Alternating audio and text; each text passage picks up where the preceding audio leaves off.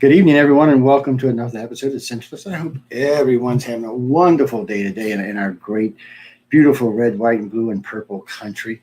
It's an interesting place to live these days, I have to say. But still, in all, I know we have a worldwide audience, and I hope everybody's out there enjoying the audience and enjoying the shows and having fun. And listen, I have two of my favorite buds coming in with me tonight. We're going to get into a couple of different things tonight.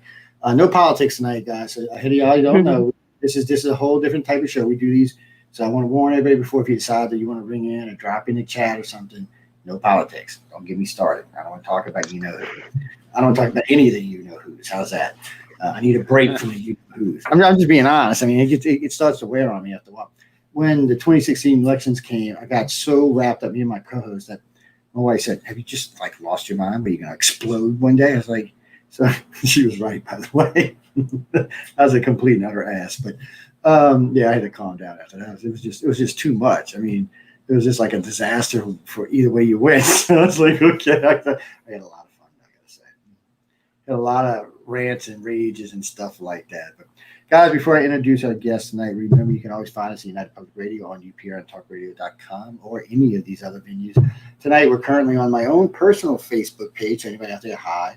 We're on News on the Flip Side. We're on UFO Undercover. We're on United Public Radio. We're on UFO Paranormal YouTube, United Public Radio YouTube, Twitch. Yeah, y'all be twitching over there at Twitch. And Periscope. But I hear Periscope's going to be going away and Twitter's going to be offering its own feed.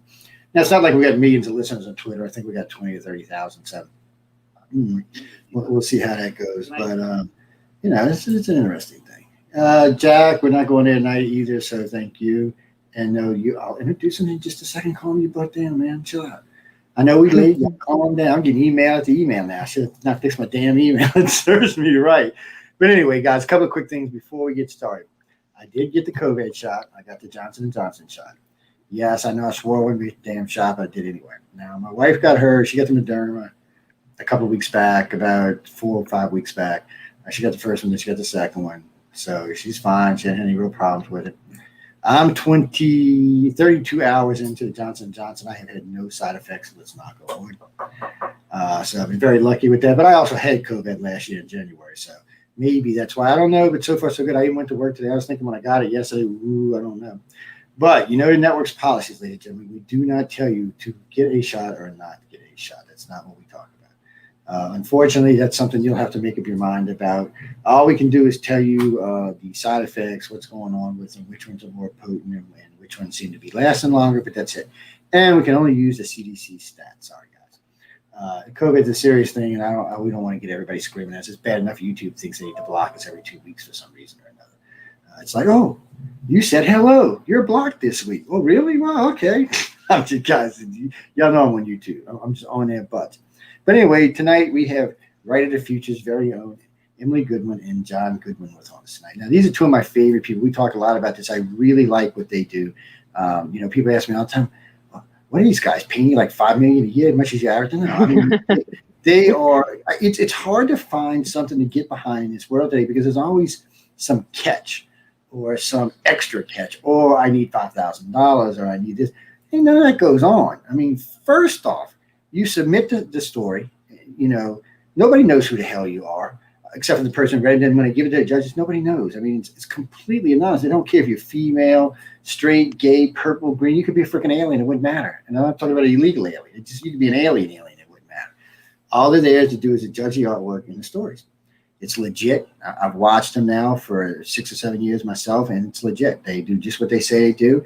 I've taken their free writer's course twice. I've managed to get all 3 paragraphs written. It's not because the course is really good, by the way. We'll talk about that in a little while. I don't want to take anything away from the course because I'm an untalented writer, but I really have, and we're going to get into this later, but it really has given me a different insight into some of this stuff. I actually understand some of when I'm doing interviews, I got to say, when I'm interviewing writers now, I look at them a little differently than I used to. So that's actually helped me too. So I got to tell y'all, thank y'all, because I have changed the style of some of my interviews now because of it. Then I've learned other things, but we'll get into all of that in a minute. But first, let them properly introduce yourself. So John, and we were going to let Emily go first because John, he's a Canadian husband, so I'm just teasing. Right. Yeah, go ahead, Ms. Emily. You're I'll up, let you Emily. have the Hello. floor. Oh, thank you. I'm Emily Goodwin. I'm the Vice President of Public Affairs, Author Services, and we do the Writers of the Future have you been hearing about so far. And John? So I'm the president of Galaxy Press, and we originally met Joe several years ago when we were talking about Battlefield Earth with a campaign we were doing in 2016, and then Rise of the Future came up as something that was happening, and there's so many people interested in the subject of writing that we ended up talking more about Writers of the Future. And while Jim Mars was there talking about Battlefield Earth and all the is Earth prepared for an alien attack, and are they with us already, and all that topic, we then went into Writers of the Future and became more and more something that you were interested in. And then we decided, I guess it was last year, to talk. We were talking more about what it was because a lot of your listeners are aspiring writers. So our relationship has just grown from that. And then we talked about the writing workshop, which you said, okay, I'll try it. And it was your New Year's resolution. John's lying. Y'all. You had to put a gun to my head. Don't let him lie to y'all, man. But anyway, it's been great. I love our relationship. It's really good because it's, I mean, I listen to your shows intermittently, and what we're trying to do with this program is just really provide a helping hand to aspiring writers and artists. And especially now, as it gets harder and harder, you get more and more things being canceled, more and more things being disallowed, and more art actually not being able to be appreciated. And so what Rise of the Future is, because it was created by L. Ron Hubbard in 1983, the whole purpose of it was to provide that launch pad for the aspiring writer. And then because it was successful, 5 years later, we started the Illustrator contest. And now we've got a couple thousand entries every quarter for these contests. And they're just so popular. And people need to get out there and get involved. I tell people all the time. I did an online lecture the other day. It's funny because y'all came up. Actually, I was talking about something else, and a lady said, "Do you know anything about writing?" I said, "No, but I know where you can go." And we got to talking. I said, "Just go over there." I said, "If you get any problems, let me know." And I said, "And I'll tell you who to contact over there. Maybe they can help you." I said, "But you got to be serious." I said, if you're just wasting people's time, don't bother." Because some people want to be a writer, but they're not really serious about it. And then some people are really. This particular lady was really. She had like 5 or 6. Little mini stories she gave me to read because she's like wanting to get on air with them. I said, well, we can work something out because we do in case y'all know, we do every now and then we do old radio. We call it old radio because it's today's radio, but it's done old school. So it's a lot of fun. I mean, y'all know that because y'all have stuff y'all do like that as well. But it's a lot of fun, and we don't mind. They put their shows together. Most of those are syndicated. They'll put them together and ship them to us, and we'll play them in their entirety, because I would probably kill someone if I had to sit there and click. No. So I told a host the other day, asked me if I'd do something with their show. I said, "You don't pay me enough for that." I said, "You're gonna have to like quadruple what you pay me to get me to do that." I was like, no. But I mean, it's a great thing that y'all do. I mean, y'all get out there. It doesn't. So this question that actually, I was talking to someone about this yesterday, and they asked me if there's an age limitation. I guess meaning as far as young. And I didn't think there was. And I said, I don't think there is. I said, but you know what? They're going to be on with me Friday, and I will ask them. In case y'all see that back there, that's courtesy. I have y'all. This pad, by the way, is great. Nice. We're going to talk about that later on as well. My wife might want to shoot y'all, but I think it's great. I was programming it into the car today, man. I was like, oh yeah. And we'll talk about that too later. There's a lot of stuff going on that y'all going to get to hear about, but. Most important, and the reason we're all here tonight is we have shows in the People's Choice Awards this year. I think we're going to end up with 3 of them all together. And we want y'all to know that we're there. Go out there and tell the people, I know people who listen to the show, know some people over at People's Choice. Get over there and say, hey, go vote for John and Joe and Emily and Michelle. Go vote. Vote. People, I give a lot away of a lot of free stuff. I'll tell you, come to the show. We'll hook you up with some stuff.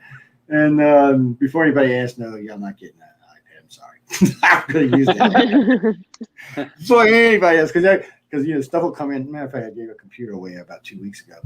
I got a guy sent me 3 of them, and I was like, wow. I said, that was really nice of you. He said, well, if you want to give one away. He said, I know you only needed 2.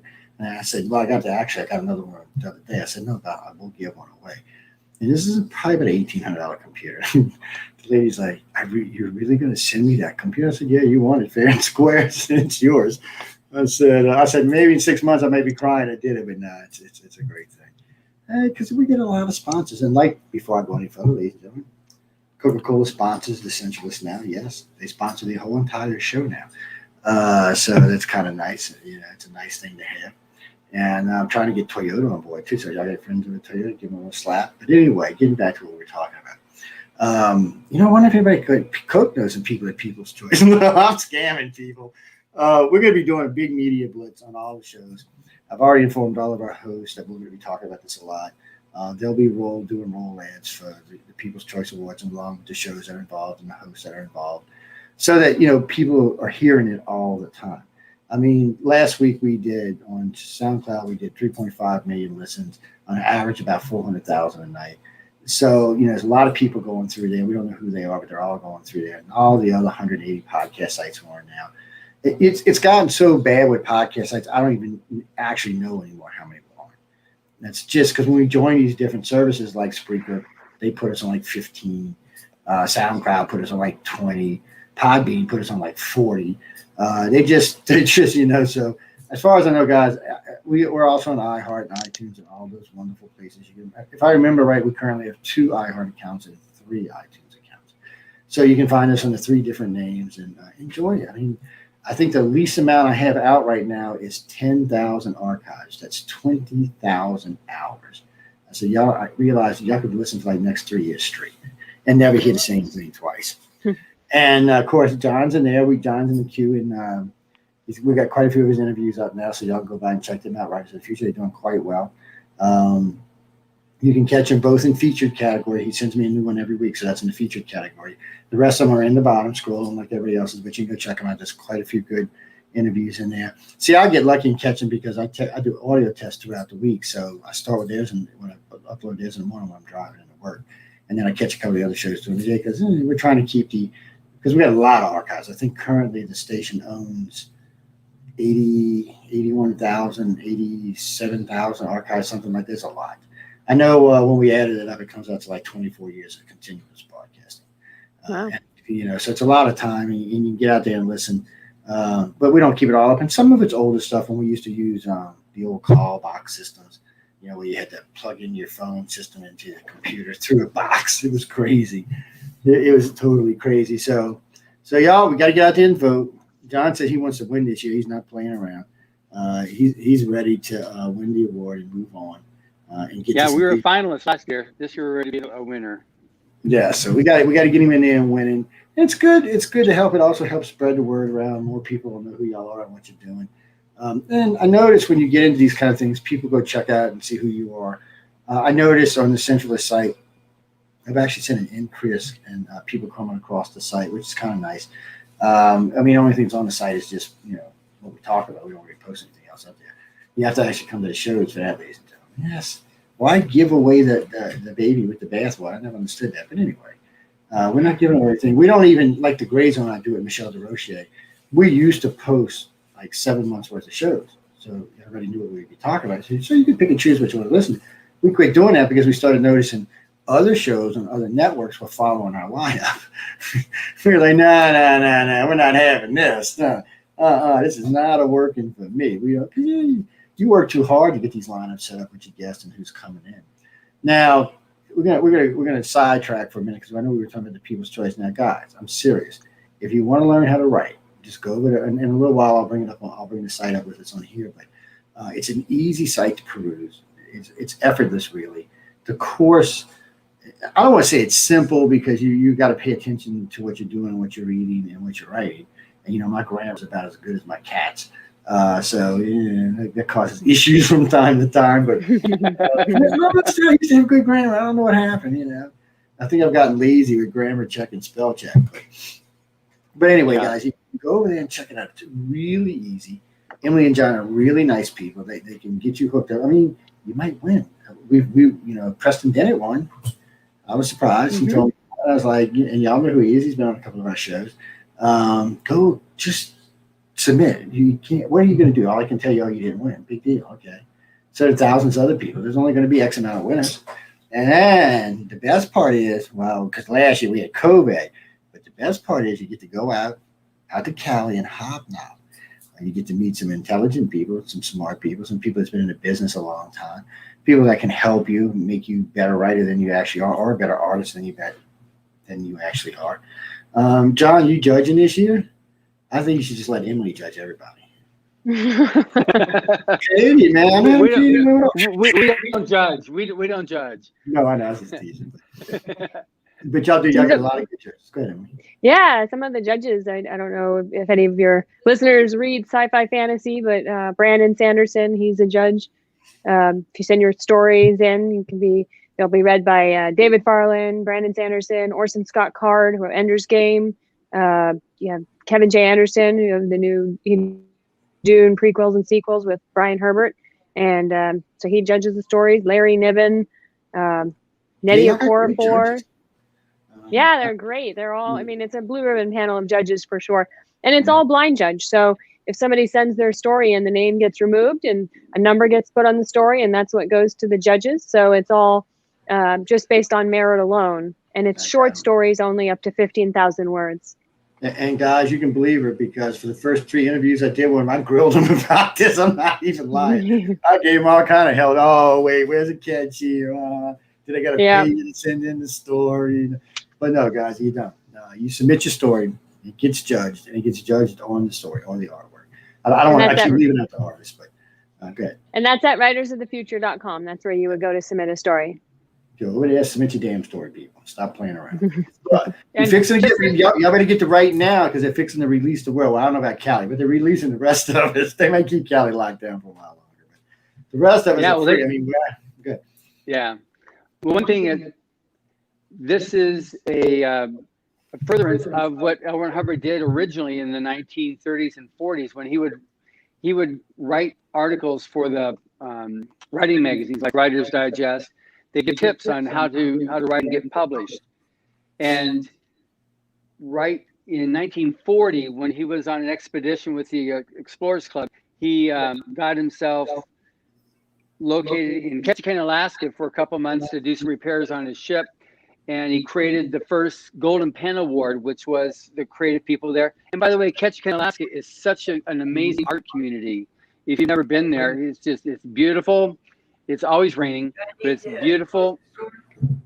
And there's just so much art there. But he created this Golden Pen Award, which now evolved into the Rise of the Future contest. And he started in 1983.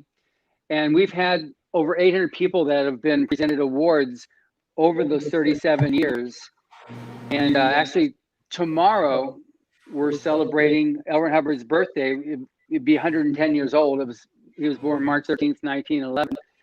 So I'm really happy to be able to talk to you about this, because when we're talking about and celebrating Rise of the Future, and also we're here to answer any questions that somebody might have about L. Ron Hubbard as well, because it is his birthday tomorrow, and it might be an appropriate thing if people have questions. Actually, John, you're breaking up a little bit for some reason. I don't know. Emily's coming in great, but you got a little kind of crackle in there for some reason. Hopefully that will just disappear. I think we're Ron. Is it better like this? Yeah, there you go. You had a little breakup for some reason. Yeah, we want to make sure you're clear so everybody's hearing what you're saying. Did anybody hear anything I said? Yeah, we heard you. Yeah, but I just didn't want you to be talking all night with a little crackling in the background. It would make you crazy. Me and Emily would have to go beat you up after that. So we became. You better watch out. It's wait. Hold on, guys. You know what? I just lost my question box. Let's put this over here where I can actually see what I'm supposed to be looking at. Yay! There we go. All right. Put Chris over here. What do you mean, Chris? You never heard of L. Ron Hubbard, really? What have you been living on there? Wait, let me ask you a question. How old are you first? Before I give you any trouble, how old are you? 40. What? 48. Dude, you've been living under a box. Yeah, you must be homeless without any computer or TV or anything. No, really, I'm being serious. Have you watched television, listened to radio, read any books? This thing's pretty prominent. It's been around for a while, so it's not like it's something new. No. Okay, I won't give you no trouble. I'll get John to tell you who he is in just a second. But Ron was into a lot of different things, actually. And right now, courtesy of them, they sent me a beautiful iPad loaded down with a lot of his material. And I've been listening to the audio books is what I've been listening to. And you know what? By the way, I love that old artwork, by the way. Yeah. You know, the cover art. I don't know. I guess it just rings back to when I was a kid watching, you know, those 50s and 60s sci-fi movies in black and white on my screen. It just, I don't know, something about it just does. But I mean, I actually thoroughly enjoyed it because I'm gonna send a thank you letter tomorrow. But I've been really enjoying it. And like I said, my wife will probably jump off the tree or something. She'll be like, "Yes, who are these people? Let me kill them now." No, she got her big 70-inch TV to watch anyway, so she's not really worried about it. But last night she did get a little angry when I started casting the bed to the television. I say, "Oh yeah, let me cast this to the TV so I can listen while I'm doing this." Yeah, that's nice. She wasn't happy with it, but I'm just teasing. So yes, Christopher, it's no. So listen, writersofthefuture.com. Go. I'm gonna bring the site up in a little while. I do this every time we have them on. It's really, really easy. I mean, seriously. I did this. You click, boom, you're there. You submit it. And if you're really interested in the writers course, which is a fabulous thing, and I'm gonna do it again because every time I do it, it's like when you watch a movie a couple times and you see different things in it. Well, now that I've taken it the second time, I've kind of adjusted my view from the first time because some of the stuff made more sense to me the second time around. If that makes any sense to y'all. I'm going to do it one more time, and then I'm going to drag them back on over again and talk about it again. And no, I'm serious, people. Because if you know, I managed to sit down a couple of weeks ago. See, my biggest problem is getting free time. But I managed to sit down a couple of weeks ago, and I had just done it the second time. And I sat there and I wrote probably 12 pages, 14 pages. It wasn't completely horrible. It wasn't great by any means, but it wasn't horrible. Oh, yes, people. And judging your own stuff is just, I'm not even going to do that. I'm going to send it to y'all or somebody else. I'm not even going to try. I'm like, this just bites. Oh, no, it's got to go.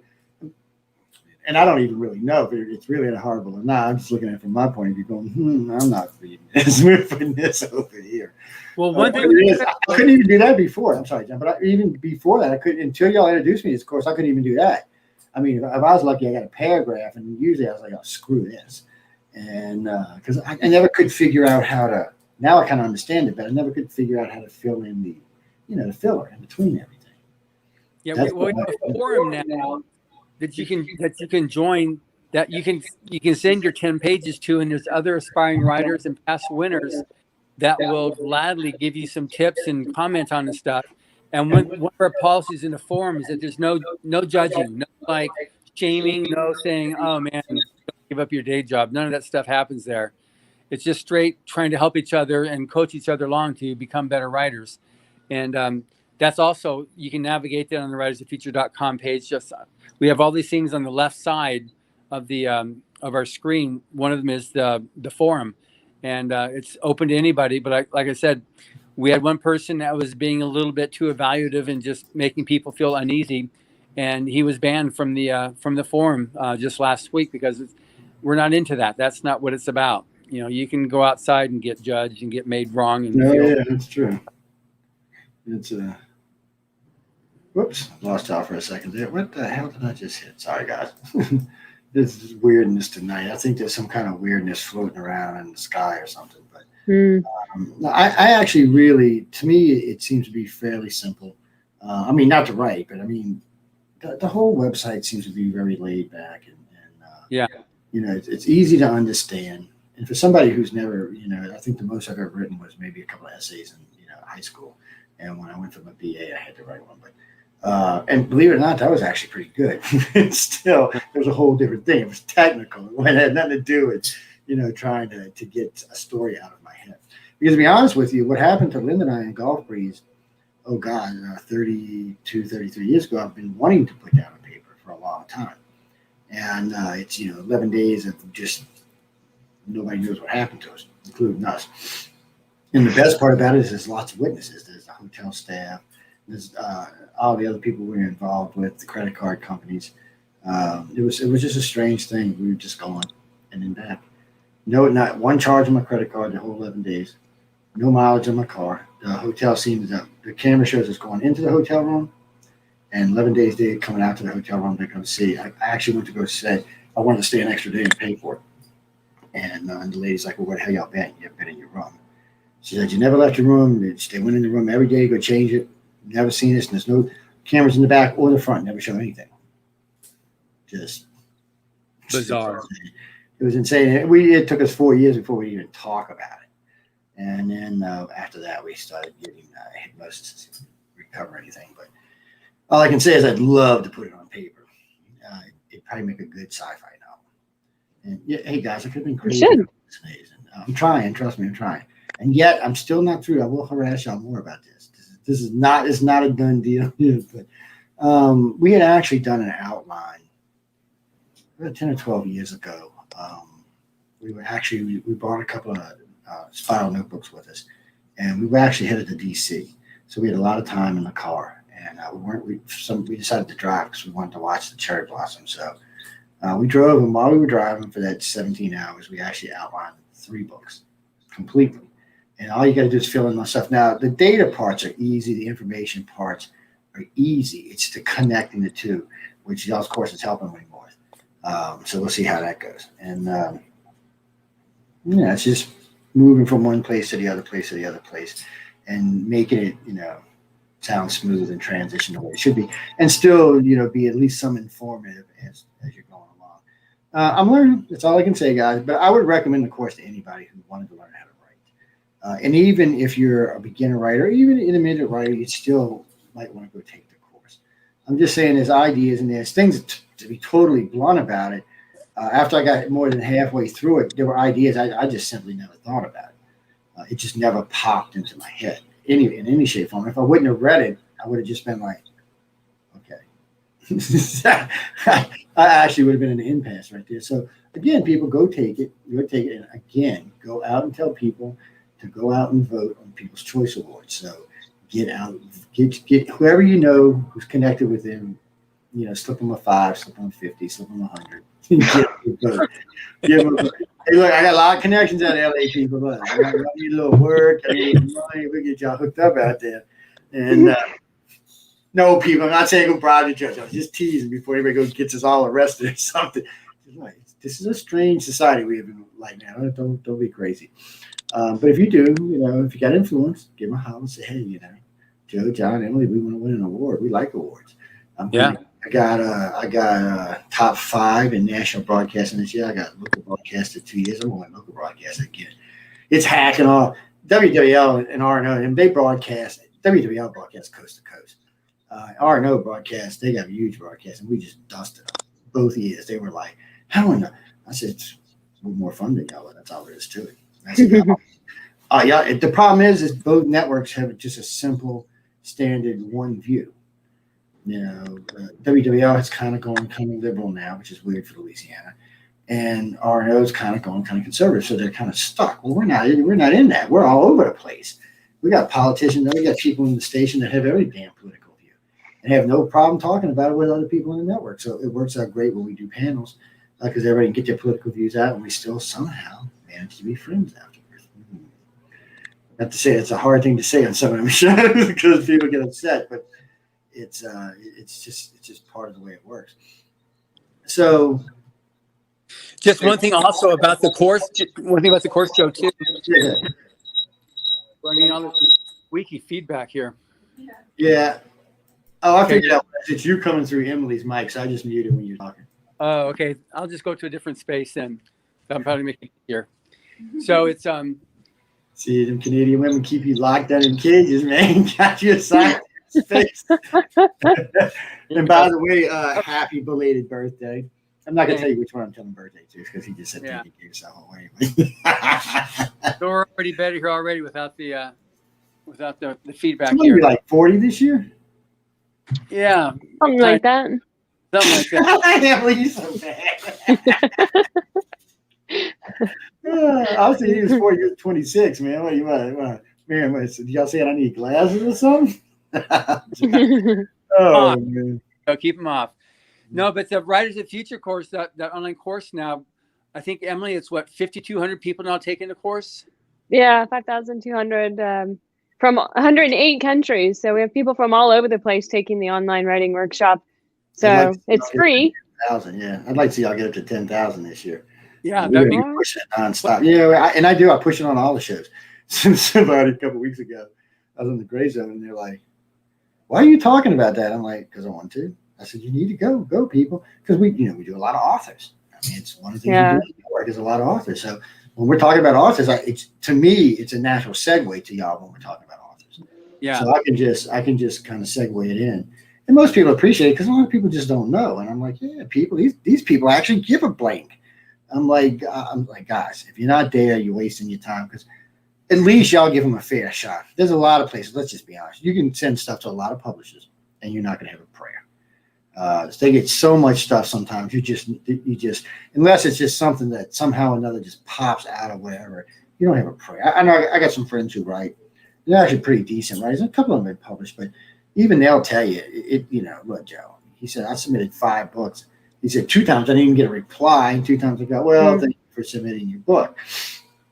And that was the end of that. And he said, finally, he said, I published a book, and the author, publishing company picked it up, and they loved it, and it went. And he said, I sold 2 million copies, and I'm a happy camper now.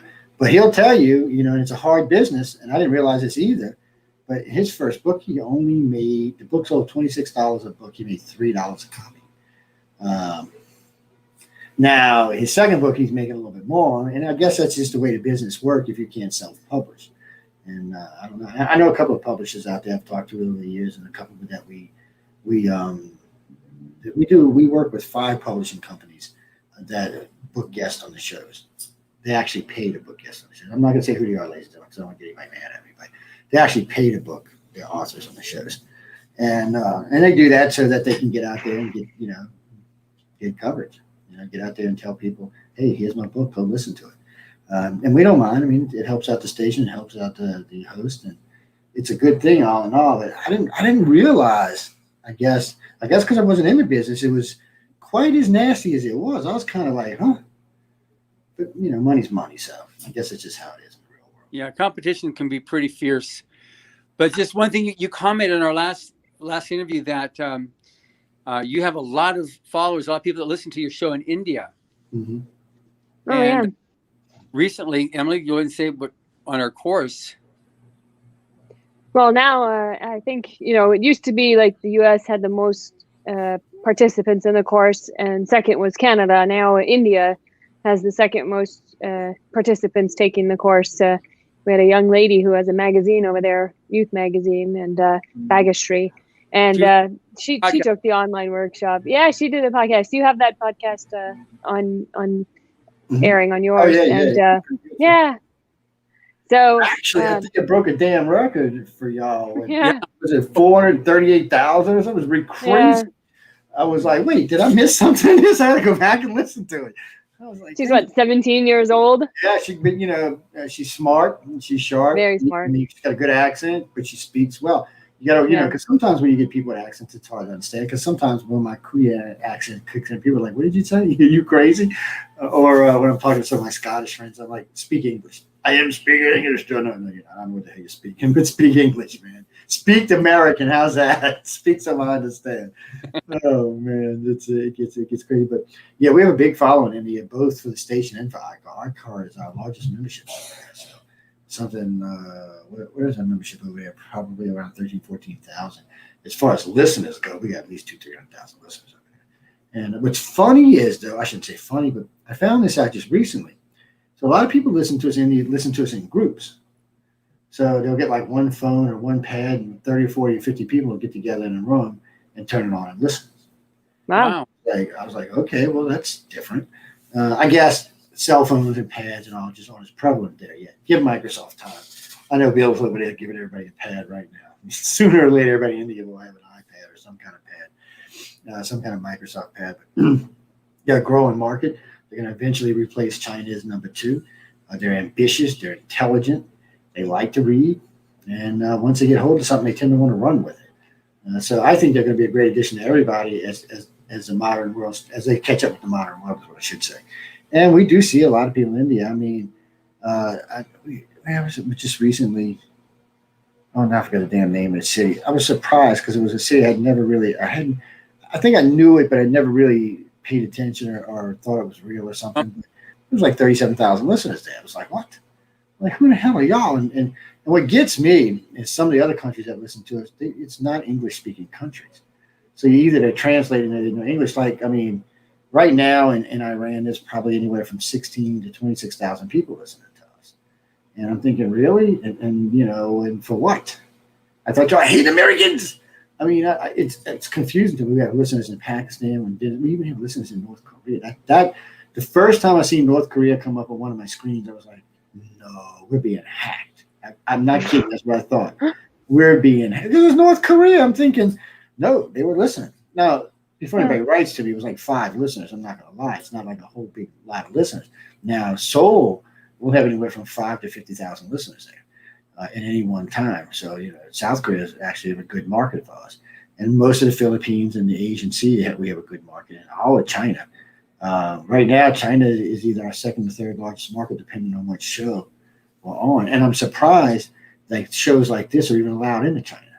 This and paranormal shows, they really frown on American politics and anything paranormal, ghostly, or UFOs. They're not big fans of it. Is John ghosting us? I don't know what's happening. Ghosting us. It looks like he's having a Halloween thing going on, waiting for someone to jump out and go, ah! Joe, we had actually a, how we do the writer contest, plus we do an illustrator contest. And in our volume 36 for Writers of the Future this year, we did have a winner from Iran, an artist winner who we published. And he's going to be in the next, his art is here. People? Ooh, yeah, look at that. I like that. If I can get it on there, but you can see the artwork. So yeah, he's pretty good. Yeah. See why he won. So he'll be, as soon as we can, we're, obviously we'll try to get him out here to Hollywood for the workshops and events. We're looking at doing it in October, late October, we're looking at doing the event. And obviously, if you sign up for the newsletter, you'll get updates of when the event is going to be. It'll be at writersofthefuture.com. Everything that we have about Writers of the Future, the online workshop, the entering the contest, when the event is happening, it's all at writersofthefuture.com. So it's kind of like the one-stop shop place for everything. So if anybody wants to find out or get updates on any of that, you can just go to the website and sign up for the newsletter there. And people, join. Stop being lazy. Like COVID people. I know y'all all into this COVID mode, but I want to get wrapped up in my house and stay in my bed for the next 16 years. It's not going to happen. Get out there and get involved. You could stay in your bed and write a story. Yeah, there you go. You could do that. Now, see, that might be worth it. And I was actually trying to do a little writing on the pad yesterday. That might actually, I need something because, I get very little free time and I never know where I'm going to get it or when I'm going to get it. So when I do, I want to take advantage of it because a friend of mine said, you don't watch this show? I said, dude, I watch no TV. I said, it's not because I don't want to. I said, by the time my day stops like tonight, I'll finish up. When we're finished broadcasting, it'll be 2:30. So I may go watch an hour or two of TV. Meanwhile, my wife's probably cussing me like, no, she's really actually a sweetheart. But still, it's long days. I started today at 6:30. We finished a remodel on the house that we're doing, actually a duplex. And then I had a couple of things I had to do. Then came home, got the station up and running, got hold of the first set of guests and the host, and then we called John. And then we got 2 shows after this one. So I like to stay busy. But I was talking with John about this, and Emily, you can help out with this. I want to get some banners together and maybe some roll ads and y'all's voices, talking about Writers of the Future so we can put them in the roll ads because I'm going to start putting them in the commercial breaks for the shows. Because I want people to be aware that the shows are up for awards, and I want them to be aware of the People's Choice. And I always got to remember to say People's Choice because people get confused for some reason. And I was like, no, people, it's easy. It's easy. But I got John to send me over some links, and I got a couple other links. So we're going to post all that on the site this weekend and start giving people access just so they can go see that the shows are legit up there and stuff like that. And then, because like I said, when you cross as many places as we do, you never know who knows who where. So I've been surprised at some of the people I've met over the years in places that simply without the station, I would have never got to reach people like these. Somebody said, well, you got multi-million-dollar customers. That's true, I do. But that's a whole different thing, like general contracting. So, of course, I do. And I've been around doing contracting for 38 years. But that would have never put me in a position. I mean, I can hobnob with rich people all day long. That's not the issue. It's the other people like politicians, lawyers, doctors I would not have met because, they're just not local. overseas politicians, overseas people in all kind of jobs and industries. And I like taking advantage of that. So when we talk to these people, we tell them, like this, just to put this in perspective. I was talking with a construction group the other day, a big construction group. They got about 30,000 employees. So we were doing I was doing a seminar with them to help them learn how to do in-house broadcasting for their own company. So when we were doing it, we had everybody on our attention. So y'all actually got plugged, by the way. And I said, no, this is a good way for y'all to develop this. I said, I know a lot of people here are interested in writing because they have what they call a writer's core. They actually offer 3 things. It's a big construction company. They give you free, by the way, they give you free childcare for your kid, which is cool by them. But they have a thing where if you have artistic ability, they will help sponsor you to develop it, which really surprised me because they're a construction company. I'm thinking, what the hell's going on here? But anyway, in the middle of that, I actually plugged y'all. I said, look, well, if anybody here that's interested in writing, you've got to go here. Just go to writerfeatures.com, click away, and take your time, look around the site. I said, you don't have to join this. I said, you can join, but you don't have to. I said, nobody's going to ask you for any money. I said, Emily might try to sell you John, but other than that, nobody's going to ask you any money. I said, other than that, I said, they're really great people. I said, there's no reason for you to be talking to them. I said, I don't need to. I said, you can go over there, you can get a good feel on how to write. And I said, you can submit stories to them. I said, you can submit to whoever you want. I'm not telling anybody who to submit to, by the way, guys, but I'm just saying here, you have a much better chance. You have a fair chance at the very least. And I'm not knocking any publishers because I do business with a lot of them, but I just see from being in the business myself that some places are easier, or I don't want to say everybody's not being fair. It's just, guys, I mean, if you submit like a 2,000-page novel, you better have some oomph behind it somewhere, or know somebody, because I don't know who's going to sit there and read it if they don't know who the hell you are. I'm just saying. And there's a couple of things like that. So I'm just thinking, if you're intermediate or lower writer, I say go over there. And even if you've been writing for a while, you can still, because, Preston, a couple of people I've seen win from y'all have been writing for some time. So it just shows you're never too old to learn. That thing about old dogs can't learn new tricks is a lot of people. They actually can. Trust me, I've learned, somebody say, oh, you got such a good education. You learned so much. I said, yeah, you know what's funny about it? I said, I've learned more in the last 10 years than I've learned in the first 30. And I said, especially when it comes to what I'm doing now. I'm like, it's just, more detail. Yeah. Where is it, Brenda? Who? Okay. So, wait, Brenda, stop. Let me get the question straight. You just typing like at warp speed. So what you're asking is, you directing this at Emily, John? Does it matter? Emily? Okay. Okay. So is there in-house help? So in other words, if I'm taking your course and I'm getting stuck in something, is there someone that I can write to? Is there like a group or something I can get involved in? Let me know, because I need serious help for writing. You sound like it. Good. I'll let you answer it, because I think she's addressing that to you. Yeah, I mean, at any point, there's a contest email address that anybody can email, which get answered usually within 24 hours. And that's contest with an S, contest at author, like writer, authorservicesinc.com. So contests at authorservicesinc.com. And, we have somebody there that answers a ton of questions every day about writing, about the contest. And if you get stuck on the online workshop at some point and you need some help, you can always write there. And I think that on the workshop itself, there is an email address for technical help as well, that it's there at the workshop that you can write into. There's also the forum. So you can join because most of the people there have either done the course or are themselves winners of the contest, helping out new writers. And they're more than willing to help answer any questions you have.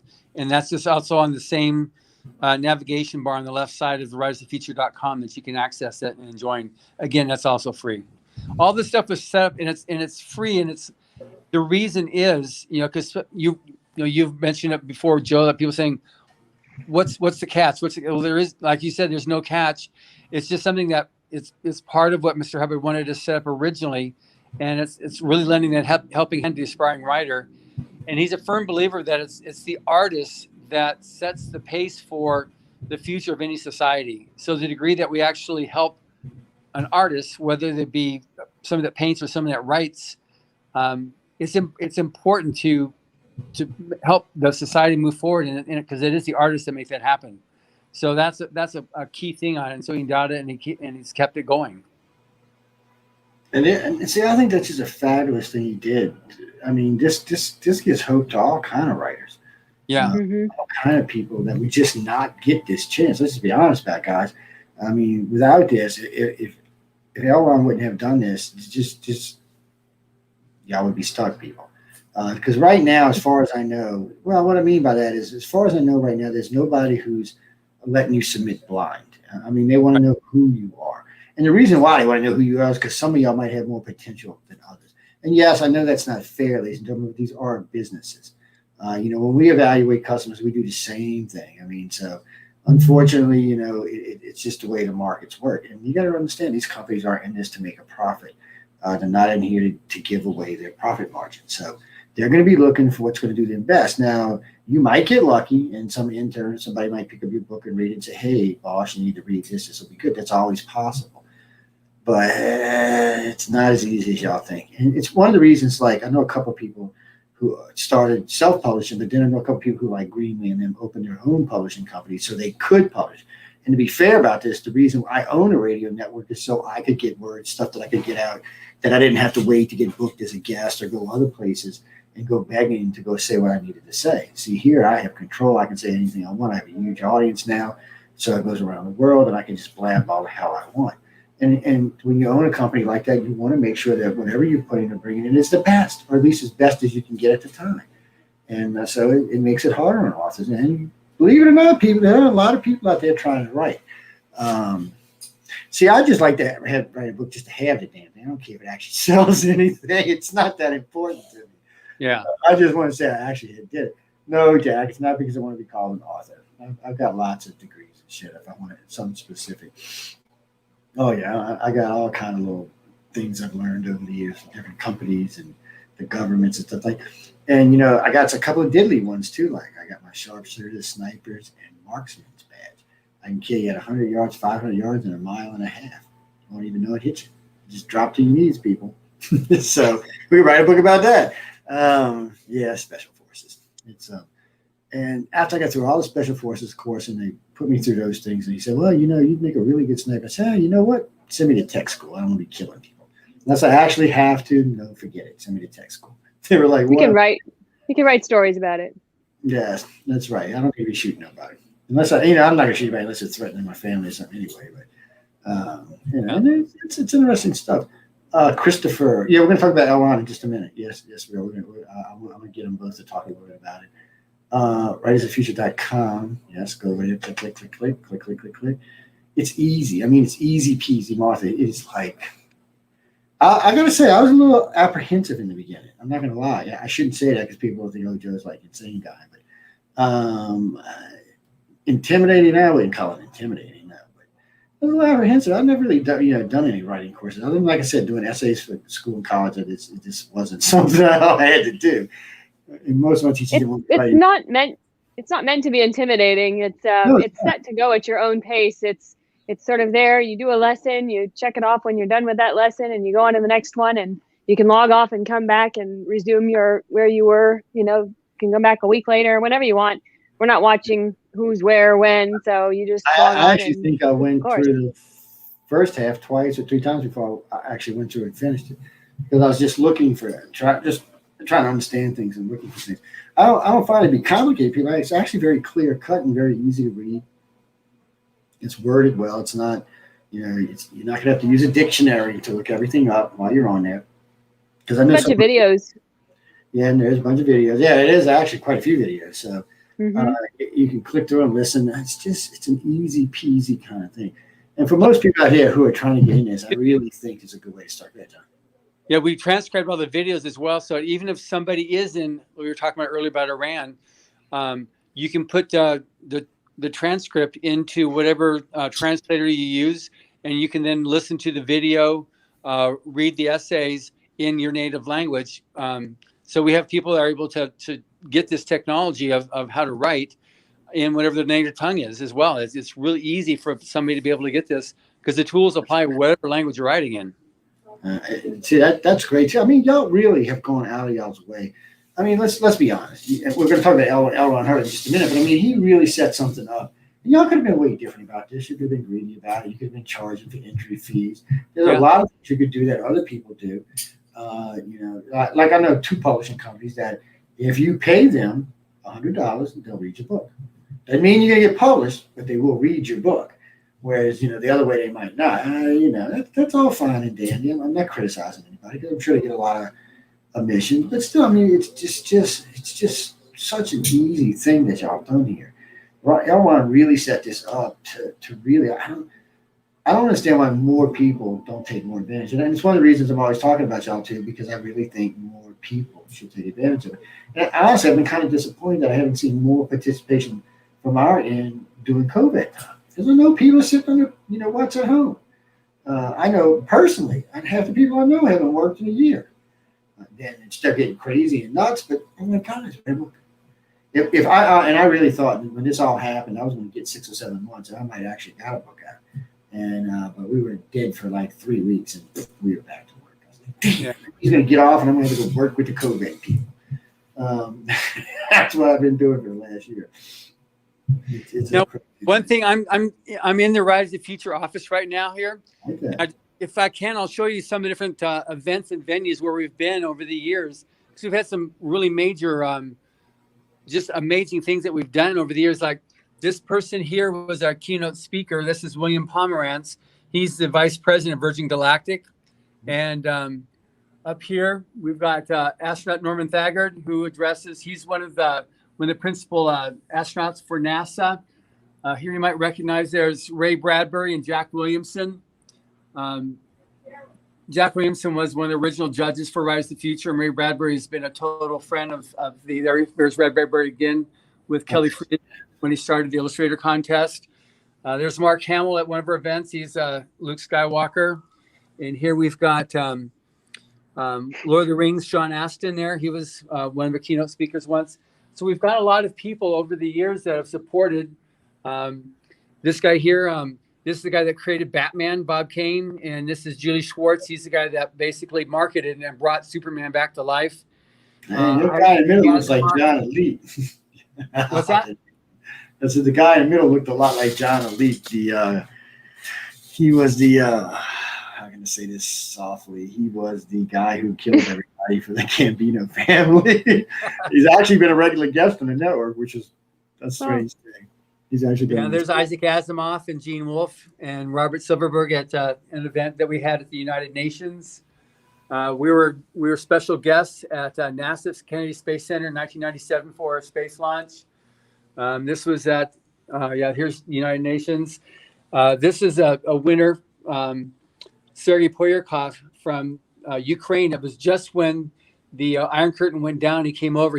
We had to loan him the tie and the jacket. They really were broke there, but he was a grand prize winner. He now has a castle he built in Kiev. He's got offices in London and New York.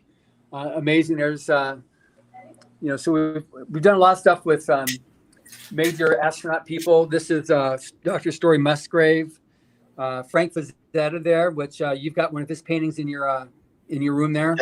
Yeah, it's right behind you. Right behind me.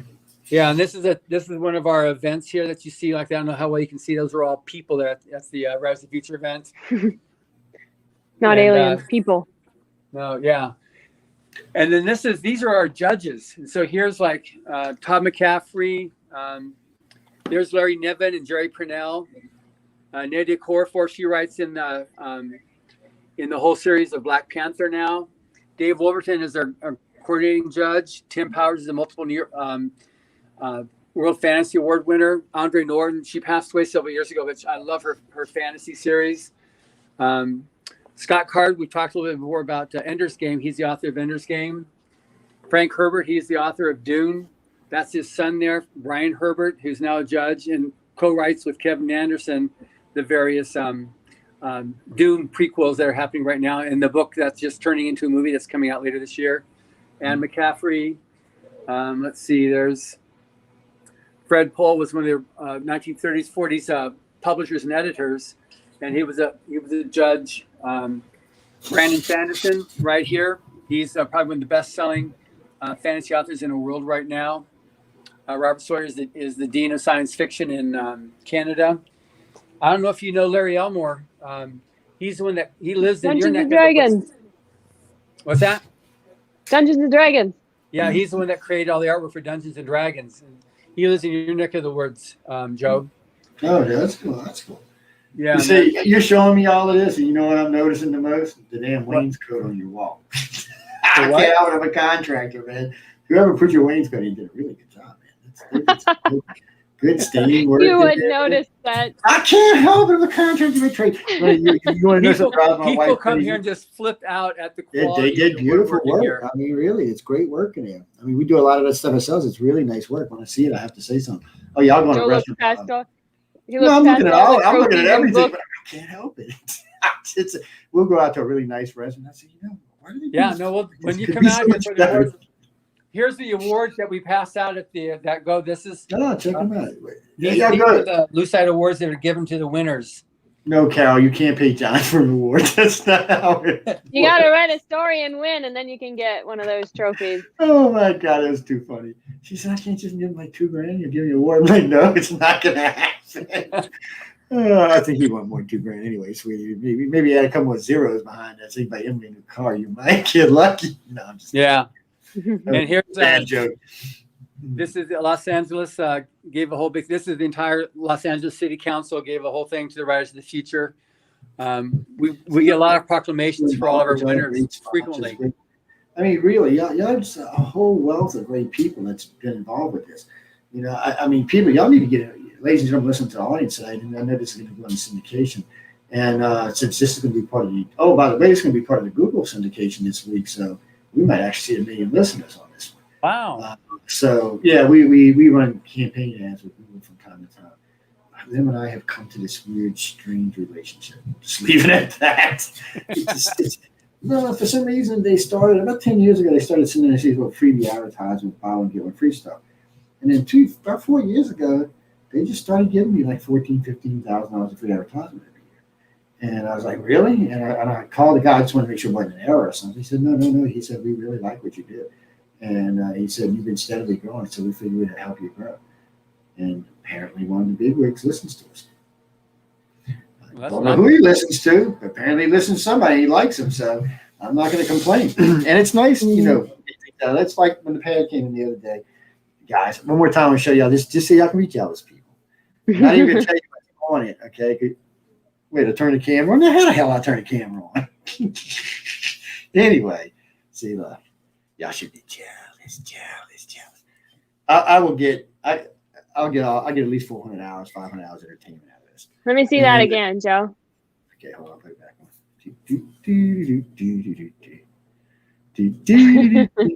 I love this thing. It's beautiful. I would kiss both of y'all. Y'all's close by. John would probably run, but still.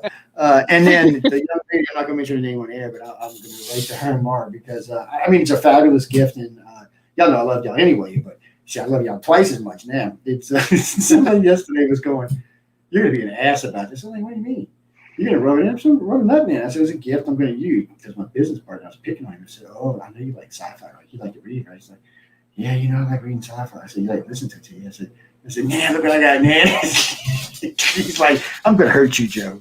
We've been partners for a long time. I do torture him a lot. But what's great stories on device we gave you because all the audiobooks are like old time radio except with 21st century I've already listened to 3 of them actually. Oh wow.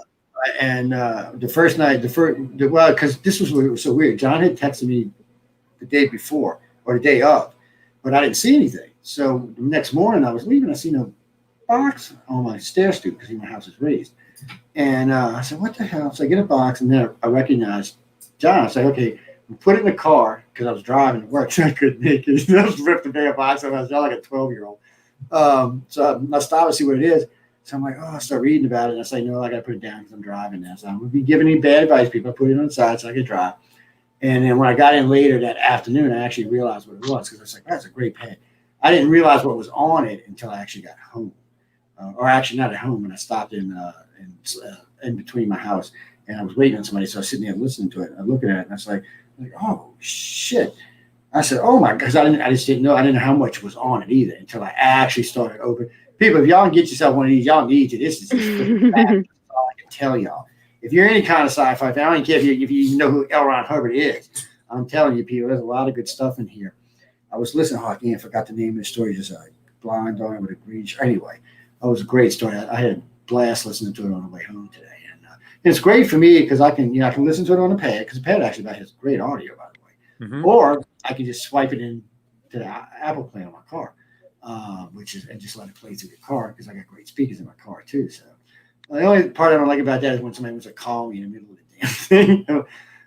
A friend of mine was like, what are you doing? I said, get off the phone. I'm listening to something. I said, just look, call me later. I said, call me when I'm at home. Stop bugging me. I'm listening to something. He's like, what the hell are you listening to? I said, don't worry about it. Just let me get off the phone. Leave me alone. He's like, God, you're being cranky. I'm not being cranky. I'm enjoying myself. Because, I drive about an hour, 15 minutes every day back and forth to work. So it gives me ample time. And I always tell people, if you want me to review something, when people send me a book, I'm like, it will never get read. I'm sorry. My grammar in English is going somewhere tonight, but it will never get read because I just don't have the time to read books. But you send me an audio cassette. Oh, yes, I'll pop it in CD, or send me something on MP3. I'll put it in and listen. Do you actually have something? Do you actually have something to play cassettes? You said, oh. Okay. Actually, I do. I actually do. I've actually got a dual cassette player. I even got an 8-track player. Nice. A friend of mine's like, you listen to S&L. I haven't listened to them in a while, but it still works. Because I had it, I was doing something. Oh, I had it on TV one day. I was on a show out of California, actually. And a guy sitting in the background behind me as part of one of the sets I was in. We had an office set up. He said, that's an 8-track. Yeah, I stuck in his 8-track. He says, hey, Luke's playing. I said, oh, it's at the end. I got to flip it over and stick it back in. He's like, wow, it really works. I'm like, yeah, that's a free market somewhere. And, I've got CD players and stuff like that. But everything now, when we started doing radio, if you ever came in this office, there's lots of electronic equipment like dual mic setups and short amp setups and preamp setups and all kinds of stuff, hybrid boxes so you can plug your phone in. We don't use it anymore because of things like this and Skype. There's no need for it. It's much easier to do radio now. You just don't need all that heavy equipment. And we're looking to put it on a tower on my on my partner's property in the Kill. He got about 20 acres up in right above Mississippi, not too far from where I live. And we want to put a tower up there and start broadcasting, from basically probably Houston, Texas to Pensacola, Florida, which will be a nice venue for us. Yes, Chris, I agree. My brain goes, what can I say? It happens. Yeah, well, actually, I'm going to get John Emily to tell you who Ron L. Hubbard is right now, because we still got about 40 minutes yet. So I want to make sure everybody really knows who this gentleman is and what he's actually done for writers in America. Well, I shouldn't say America, in the world for that matter. Saying America is selling the man short. I mean, he didn't put any stipulations on it. It didn't matter what color you were, what sex you were. It didn't matter where you came from. Shit, you could be from the moon, man. I don't think he would have cared. As long as you was writing good stories. Yeah. Mark wants to know, do they have to be sci-fi? Can there be mysteries or stuff like that? Though the contest is for science fiction and fantasy and some light horror. So that it's speculative fiction. So anything within that category works for the contest. So they're not mystery stories. If there's some fantasy woven into it, then it works. But just straight mystery is not this contest. Yes. One thing too about that, because several of the recent interviews I've been doing, I just did one interview today, which will be airing in a few weeks, with a mystery publisher, and it was really interesting how we talked, because we talked a little bit about mystery science fiction. And he said for him, the key thing, because he publishes, he's got the oldest and biggest mystery bookstore in the world, which is located in New York. His name is Otto Penzler. But he said about, as a publisher, what he looks for, it's character. And so for him, you've got to have a mystery. It's got to have a basic, mystery about it, like, who done it or whatever it is.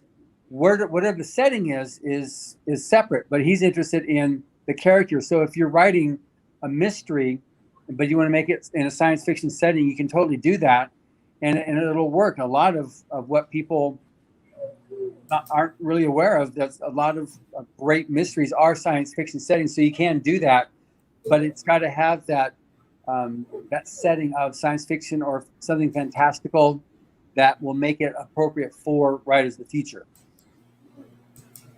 Oops, sorry guys, I was dropping Writers of the Future in with us. Oh, look, well, it squished us all to the side, but hey. That's okay. That's ladies and good. gentlemen, you watch, and you're going to see it while we're live. It's on the screen with us, and I can play with it. Actually, I need to bring it up over here so I can see it better. So I can actually control what y'all are seeing. Yeah, that's Orson Scott Card. The first picture was Ellen Hubbard. This is Orson Scott Card. So you can see this is going to flip through, guys, but this is, you see what I'm saying? The site is really clean. Yeah, it's well Nadia Corfor. She was published in, I think, volume 19. And this is our coordinating judge for the illustrator contest, Echo Chernick. You can see everything you need to know is right here. Y'all can scroll down about L. Ron Hubbard, which we're going to talk about him in just a second. How to enter the contest. Ooh, wait, let me show you how to do this. Oh wait, look how fast that was. See right here? Click here. I mean, come on. I know I'm being sarcastic, people, but come on. Sometimes people, if we had only been on the internet 3 or 4 years, I'd say okay, but most everybody alive today has been on the internet for at least 10 years. I should know how the damn thing works by now. Now, here we go. Let's free online workshop. Look at this. Hey, this should be a 5.0. We're going to get on somebody's ass about that. This course, I'm telling you guys, this is just so easy. Now, I got the audio turned off. I could actually play the audio. Maybe one of these days, I'll just let the whole course run on the internet. Y'all can figure it out. Well, a friend of mine asked me if I would take like this, be online and take the course while I was online. And I said, I don't think I'm going to do it all in one day. I said, we'd have to do like 3 shows. And maybe in the future, I might. But it is an interesting concept. I hadn't really thought about it. But see, guys, it's really easy. I mean, you just click play. I mean, it doesn't take rocket science. Everything's right there, easy to go. Everything's over here. That's a form we were talking about earlier. The illustrator judge, writer judges. I mean, I don't know, people. I'd get over here and take it. But see, fill in the little thing. Yeah, they don't even care what you look like. They didn't ask you if you was cute or ugly or anything. I mean, it's really a straightforward course. And it's just so easy to take. And just click and go. I mean, if I would click the right button, it's click and go. Apparently, I'm right clicking instead of left clicking. But, and that's the other thing. We don't talk enough about that, but there is an illustrator's part to the contest. Mm-hmm. Now he was showing you, Emily was showing you the artwork earlier, which was really well done. Guys, if you have great artwork or you're a talented artist, you need to get involved in this. Oh, me? I draw stickmen, and they're ugly stickmen. I'm just going, let me tell you what, artistic talents I do not have. I wish I had. I'm jealous of people who have artistic talents, but I'm not the guy. Like my wife and all her kids, except for my son, are talented artists. I mean, easily could have made it for a living. All 4 of them were actually offered to be artists for a living. They didn't want to do it. They got into other things in life. My stepson, he can draw anything, anywhere, anyhow, and it looks just like whatever he was drawing. I mean, just whatever he's seen. To me, like I said, I draw a stick man, it's crooked. His legs will probably be the wrong length and stuff. It's just a sad thing for me, but somebody said, I bet you can sing. I said, I can't even sing in the shower, people. I'd probably scare the animals that live around my house if I start singing. The thing of it is, I'm fine with it. People say, I said, no. I said, y'all taking it the wrong way. I said, I'm not hurt or dissatisfied by it. I said, everybody has limitations and those are mine. I said, but yeah, I could get up and talk to God, put him to sleep if I wanted to. It's like I said, I'm very comfortable in my skin. I'm very relaxed, and especially in meetings that can be tense. A lot of companies like to bring me in because for some reason they tell me, he said, you're very relaxing when you're speaking. I said, only when I'm using that monotone voice I am. I said, when I start using a monotone voice, everybody, you can, even in a lecture, once I go into the voice, it's like, and everybody just focused. It's almost like hypnosis. In a way, it kind of is hypnosis. I learned how to do it at a very young age. I learned hypnosis at a young age, but I learned voice translation at a young age as well. So, because a voice can make a difference. Yeah. Great radio hosts usually have good voices. Not all. I mean, you can look at Rush Limbaugh, his squeaky voice, who had 26 million listeners. Rest in peace, Rush. I'm not hating on you, my friend, but your voice wasn't the best radio voice I've ever heard. I've seen better. But anyway, Glenda and Chris and John and all of them keep asking, who is Ron L. Hubbard? Who was he? What was his contributing factors? How did he live? they just got a whole wealth of questions. So let me put us back on the screen for a minute, and we'll put the share back up in a minute. And there we are again. So go ahead, whichever one of you ladies and gentlemen want to take it, it's fine by me. Okay, well, let me just start then.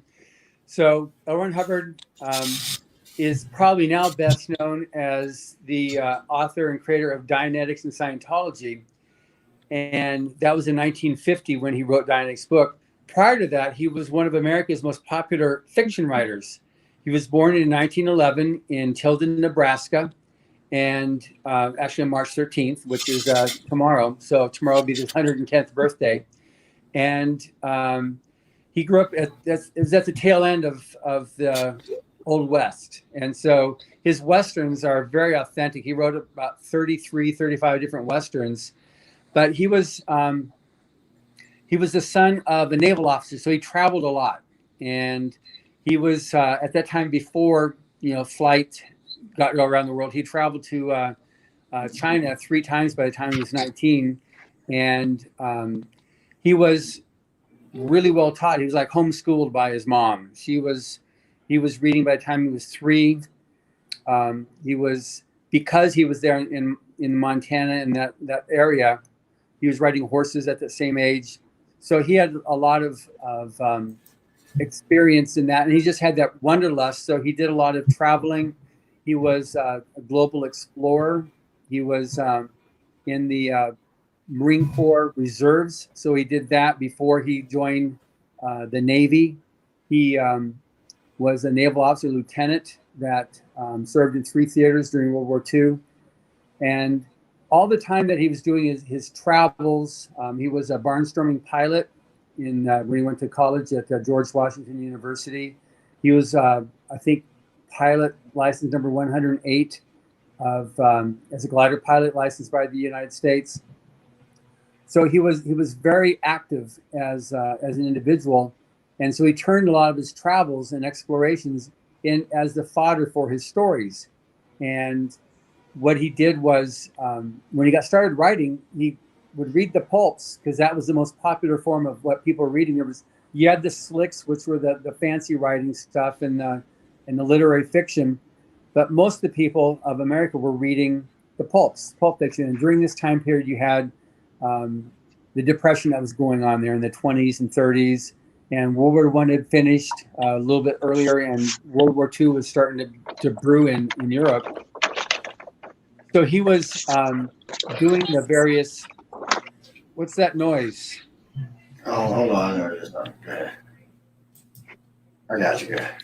All right.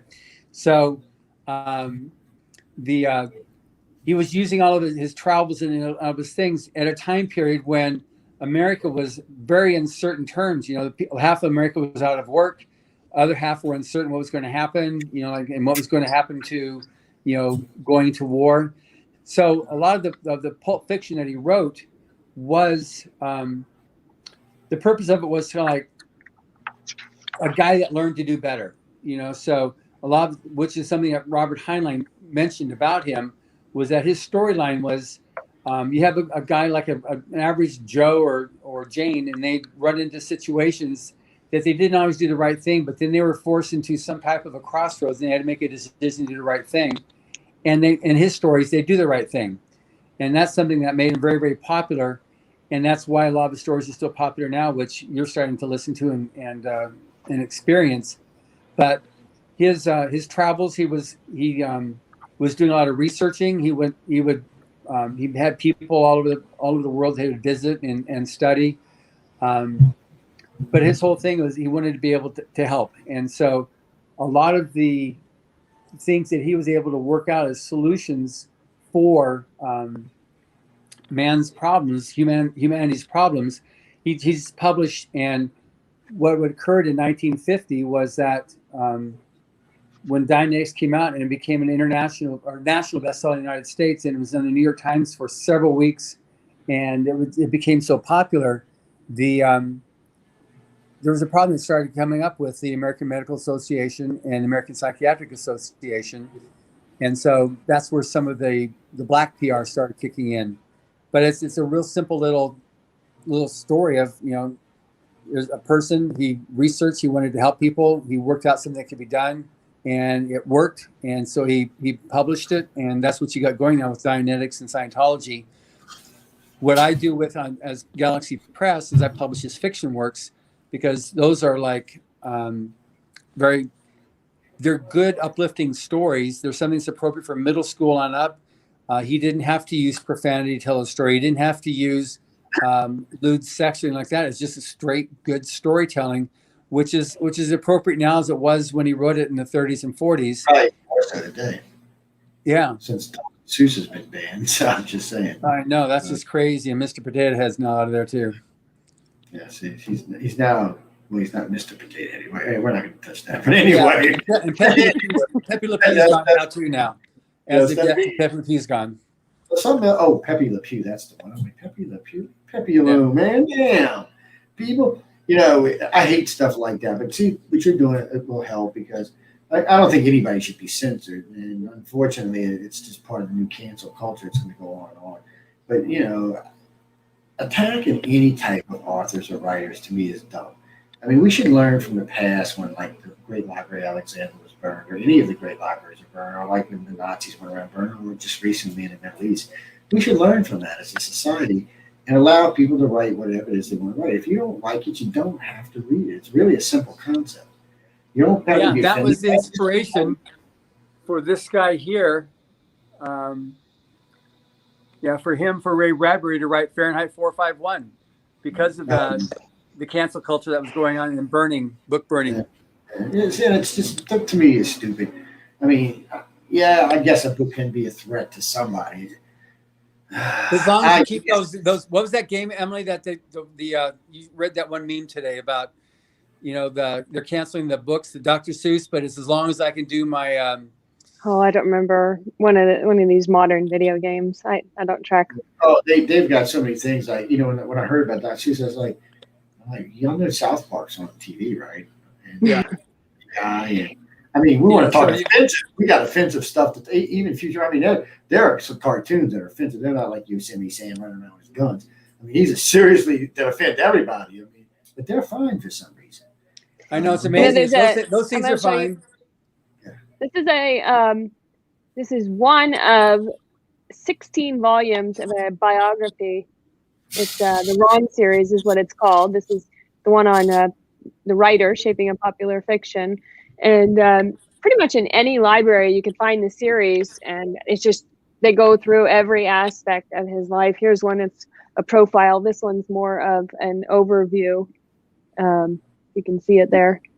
I think I've read that one. They go through his whole life. There's a lot of pictures, and anybody can find out all about him, every aspect of his life. And the books just go into every aspect, from the writer, there's a whole one on photographer, there's a horticulture one, and there's a whole one that has just his essays. And like I said, you can find them in any library, and also online. It's called the Ron series. Very nice, very nicely produced as well. They're beautiful. And I don't know where I read that. I think a friend of mine had that. I had a friend of mine who was big into Scientology. And it was a funny story. When him and I met when we were 16, one day we were talking, and his dad had a book, he had Dianetics. And he said, why is my dad reading this exercise, this book that makes you lose weight? And I said, I don't think that's what it is. I said, at the time, I wasn't really bright on these subjects. I said, for some reason, I'm not thinking that's what this is. I said, say the word again. I said, no, I don't think that's what you're thinking it is. He said, well, maybe I should read it. He said, I'm getting a little chubby. And I started laughing. I said, look, there were those cell phones that looking me up back in the day. I said, you know what? I said, we'll go by the East Jefferson Library and go see what it is. And we stopped by and we got it. And he told the lady just started laughing. And she said, no, that's not what it is. She said, if you're interested in that one, let me give you this book. You can take it out and go read it. He was hooked after that. I mean, hook, line, and sinker.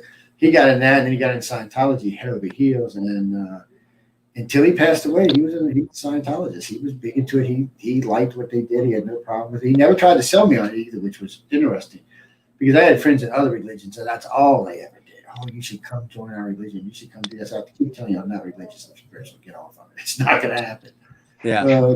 I do know these days probably 8 or 9 people that are involved.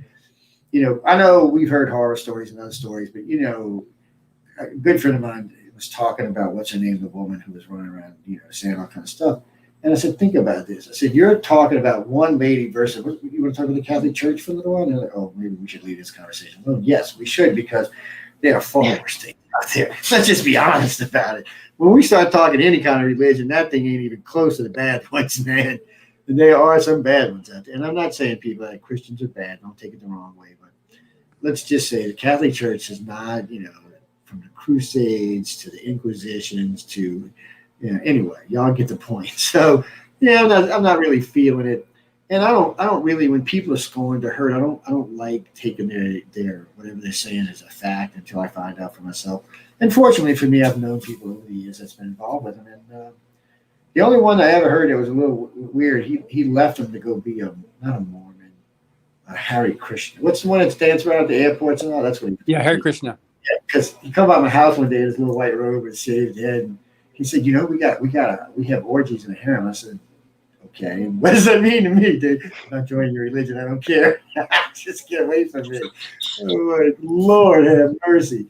Now, one thing you can find is lronhubbard.org is a website which is dedicated to just Mr. Hubbard. So it has a lot of his chronology in there. It's lronhubbard.org. So if somebody's interested in looking at more about it, to find more, you've got it there.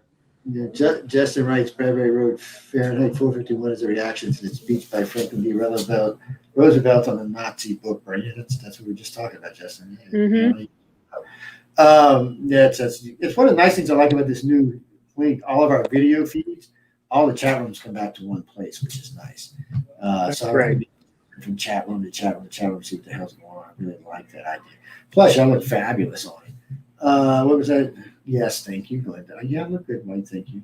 John looks good. Emily looks good. Ray looks good. Yes, thank you. No, sweet. No, I already know I'm damn sexy. You see, I put it on my thing sometimes, sexy man. Let's just get over that. Joe's ego is well intact. We don't have to worry about my ego very much. No. Well, it's one of the reasons I like these setups, because we have good-looking guests and good-looking hosts, and it's nice to see them on camera, and y'all can see the faces of the people who are trying to change the world.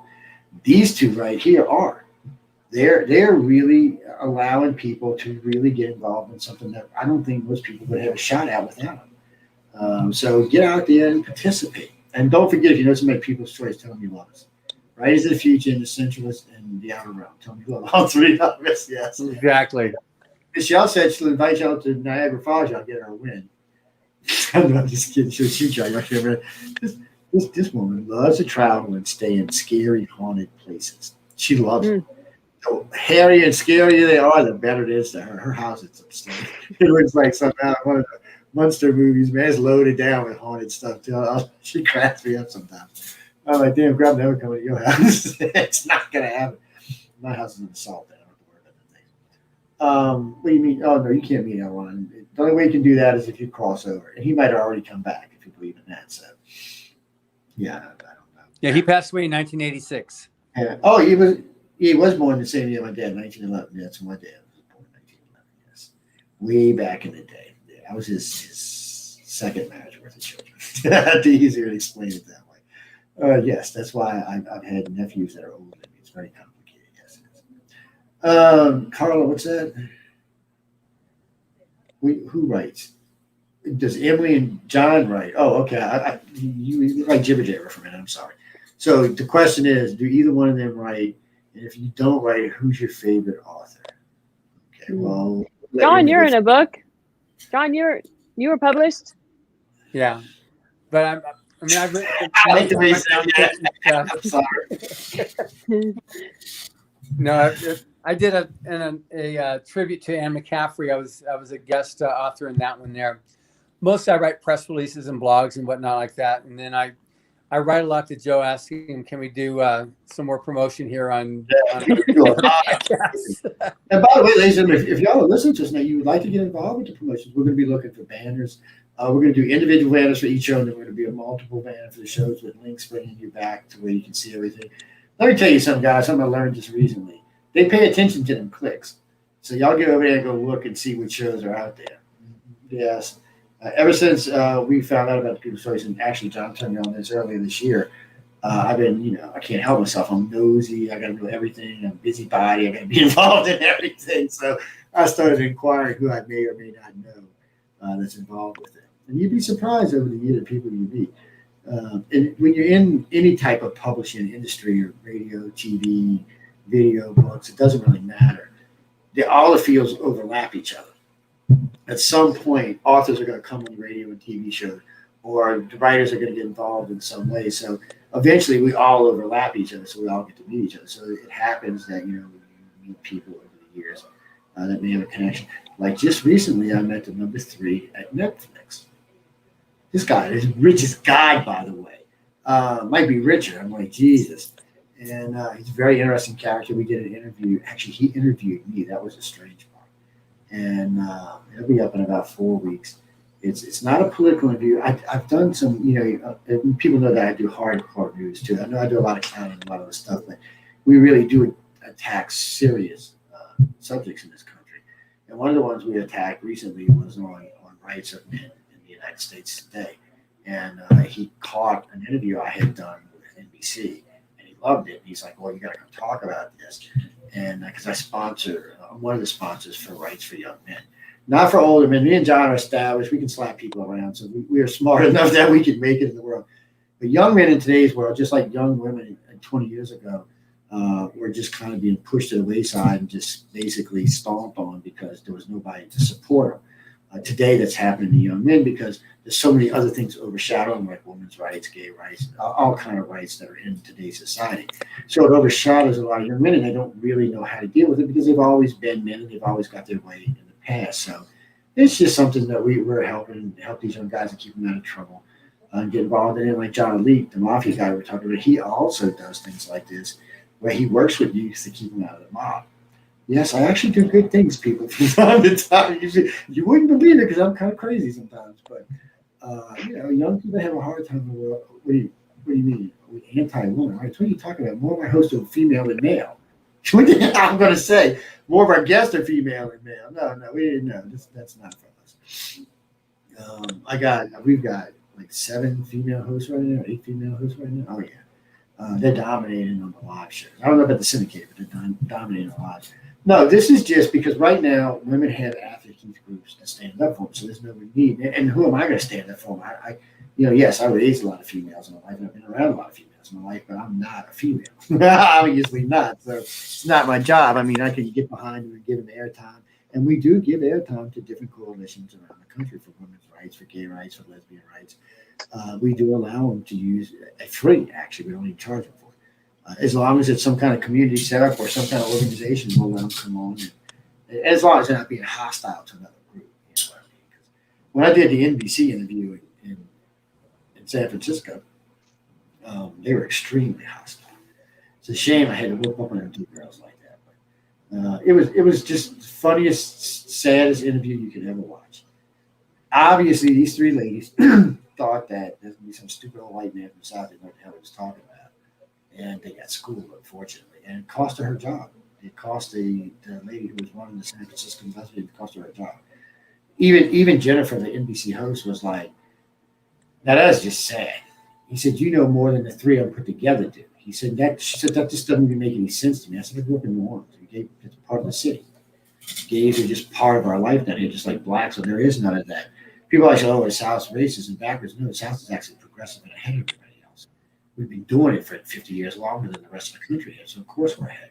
Just like if you go out to San Francisco, the gay community out there is very embedded, or if you go up to New York or down here. So if you live in these areas, it's part of your life. You don't think it's anything abnormal or different. You grew up with it. It's there every day. You don't think of it anything other than some other pain in the ass person. And I've always judged people the same way. You're either an ass or you're not. I've never been. I don't care if you're male, female, black, white. I don't even care what you identify as sexual. You're either an ass or you're not. I either want you to be in my life or I don't. It's really that simple for me. I wish it was like that for everybody, but it's not. And I do know people who are racist. I know people who are not. And there are people who just don't understand what it is. But it's part of the thing. And that's where writing comes in. I've noticed over the years, especially in science fiction writing, that they tend to incorporate lessons into the writing. I mean, when you were talking about L. Ron writing Westerns, it got me to thinking about Gene Roddenberry. That's how he started out writing Westerns. I mean, his writing career is actually more than that. But, he wrote Westerns before he wrote Star Trek. So, and most people don't even know that. So, but he incorporated a lesson into every book and into every movie, into every, even today, even now, they're dead and gone. There's still people writing in their names and doing names. They still incorporate something in there that teaches you something. It's one of the things I've always liked about sci-fi. Babylon 5 is the same way. They put little pearls of wisdom all throughout the series. And for some reason, in modern TV today, you don't see that. You see, it's shocking as it can be, or as it's stupid as it can be, or as cancel culture as it could be, but you don't really see anything else. And I have been disappointed in general about new television, new movies, and new books. It seems like a good chunk of the planet is, how can I say this politely, stuck or stagnated. Because the lack of original material coming up, it's like we have to remake movies 15 and 20 times. And I've seen books just basically changed a little bit each time. Actually, Claire, I bugged John about them making a 6-hour Battlefield Earth. Yeah, I have. I've actually talked to him about that before. Well, because the movie doesn't do the book justice. That's all I'm saying. It just does. Yeah. The book is excellent, and it takes its time to set everything up. The movie, unfortunately, I mean, this was a big book. I think it was his biggest book he ever written, wasn't it? Yeah. It was 500,000 words, I think they said it was. About, yeah. And so this is a book, people. This isn't playtime. So, yeah, trying to take this massive thing, and they should have done it like Star Wars. They should have done it in 3 as a trio or a trilogy. And it might have been better. But it's Hollywood you're dealing with, so they don't do whatever the hell they want. And it's not that I hated the movie. I actually thought it was kind of fun. It's just, if you can't take it as a serious movie, but it was a fun movie to watch. And John Travolta, you're watching him walk around and still just cracking me up the whole time. But if they would have took their time and they would have stretched it out into 6 or 7 hours, you would have got a much, much better movie. And there would have been more drama in the movie itself. There would have been more comedy. There would have been a lot more drama. And it would have been more about explaining how they progress from one thing to the next thing to the next thing. Because nobody's going to learn how to fly a Harrier in 6 weeks. That's not even in the book. That's not even in the book. Yeah, that's what I'm saying. But those kind of things. That's Hollywood. If you ever read Fire in the Sky, and you go listen to, I'm sorry, if you go watch the movie Fire in the Sky and read the book, it's 2 entirely different things. And if you go listen to him speak, you'll be like, wait, what? Because the movie took all kind of liberties, and unfortunately, a lot of good books they screw them up because the producer thinks he knows better than the writer. And sometimes it works. I'm not going to hate, but I'd have to say the majority of times I don't think it works. It really does. Yeah. What do you mean, Michael? No, she's married. Get the hell out of here. Her husband right there, you doofus. Yes, well, she's a very nice lady. She's Canadian, though. She likes to keep you in a cage, so be careful. Hey, now. We know how these Canadian ladies are now. We got 4 on the network. They're dangerous. Yes. I think they were all ex-counties or something, keeping them in lockdown in shackles and in cages and stuff. No, I'm not going to visit Canada. I'm going to get put in a cage. What are you talking about? By the way, y'all don't forget, donate to save the Canadian man. They're becoming extinct fast. Just kidding for y'all. It's an ongoing thing on network. People don't take it personally. It started out with one of our hosts who likes to pick on her husband, who's another host on the network. And they're both Canucks. They live in Thunder Bay, actually. And we got 2 in Thunder Bay, and we've got 2 in Niagara Falls, and we've got 2 in Vancouver. And 1 somewhere on the West Coast in a place I've never heard of. Yeah. Every time she sends me the name, I'm like, where? I said, it doesn't even show up on a map. Chick, are you sure you live anywhere on this planet? She lives in some place where the average temperature in winter time is like 30 below. I'm like, yeah, I'd already moved. I said, I'd rather live in LA than live out there, people. Lord have mercy. Carol, that's saying something. Hey, LA's a scary place sometimes. Actually, I gotta say though, when I was in boot camp, this is ancient years ago, but when I was stationed in San Diego, LA was just small capital. You couldn't see anything. It was sad, people. I mean, it looked like fog over the whole city. That's how bad it was. But when I came back 10 years later, it had gotten better. Last time I was out there was just 2 years ago. The air's pretty clean now. And I was out it's much better. I was staying at one of the suites at one of the big hotels by the airport. And I was out there filming it, and I love some of the old houses out there. It kind of reminded me. There's one neighborhood where they were filming, where Prometheus was filming. It reminded me a lot of New Orleans. They were older homes, really nice, and the insides were all designed kind of strange and weird, which is I like different architect. And it was really nice, laid back place. And that part of LA, I could live there all the time. Now, the other part of LA, the city, I can keep that part. I remember the first time I ever went to LA, when I was out of service, I got off the interstate, was doing the Academy Awards, and I wanted something to eat. And I'm like, where the hell am I? I didn't know where I was. Pulled into McDonald's. I'm starving. Get time I walked in, nobody spoke English. I'm like, did I cross the freaking border and not realize it? Because San Diego's right there. It's like 6 miles from the border. And I'm like, but I was in LA. I'm like, did I make a wrong turn or something? Because no one spoke. And then they were laughing at me because I spoke English. And I'm like, look, people, I want a Big Maca. You know what a Big Mac is? I don't know. You say Big Mac in Spanish. So back then I probably knew about 20 words in Spanish, and most of them were not good for polite company. So I was like, come on. It was different. And then last time I was in LA, like I said, it was nice. It was quiet. It smelled like marijuana, but other than that, I could deal with it. It was really funny because I left the hotel and I decided I was going to go walk down the street, get something to eat and get a Coke, and I was coming back to the hotel and going and coming. I guess because it's legal there now. They get in those little breezeways between the buildings and restaurants, and they just smoke it up. It just comes pouring out the street. I'm like, God, so I'll be high before I get back to the damn hotel. It was kind of because you're down here, that would happen. Somebody's going to jail. they still put you in jail. They don't play with that. Especially when I'm living right now. Oh, man, they put you in jail. You can look at it for that kind of stuff. Christopher, what's that? No, it's what do you mean? How's it set up? No, he donated. Ron, I'll let John explain it to you. But okay, I want to put the money. Go ahead. Yeah, so he passed away in 1986, and he put in his will that he was going to endow the Writers of the Future competition out of his royalties. So what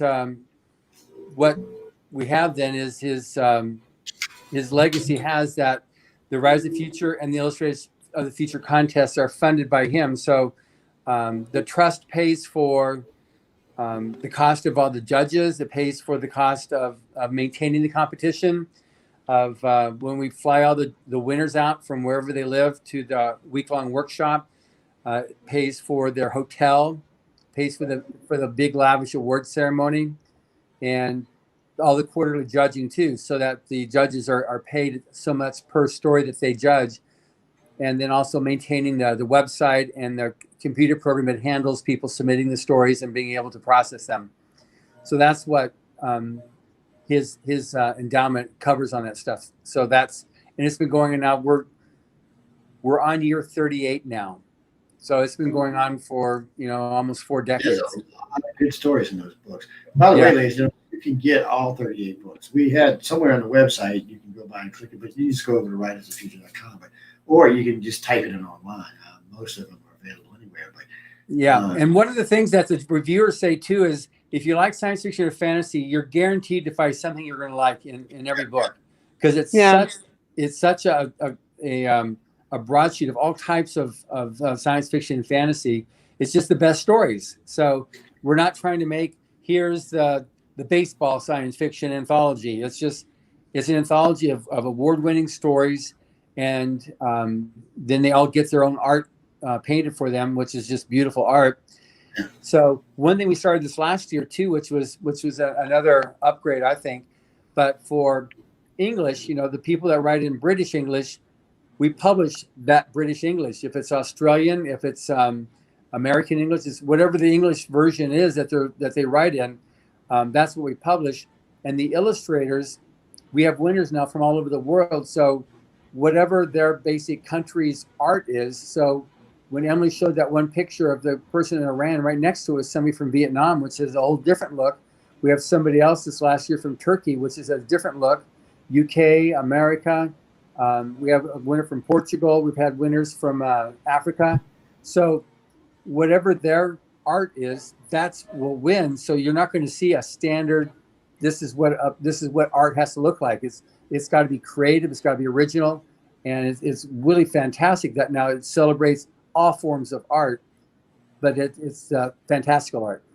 Yeah, he mentions it's a variety. So, like in this book, for example, this is the latest volume that we published, and there's 12 12 winners each year, so it's a variety of stories. There's 12 short stories in each one.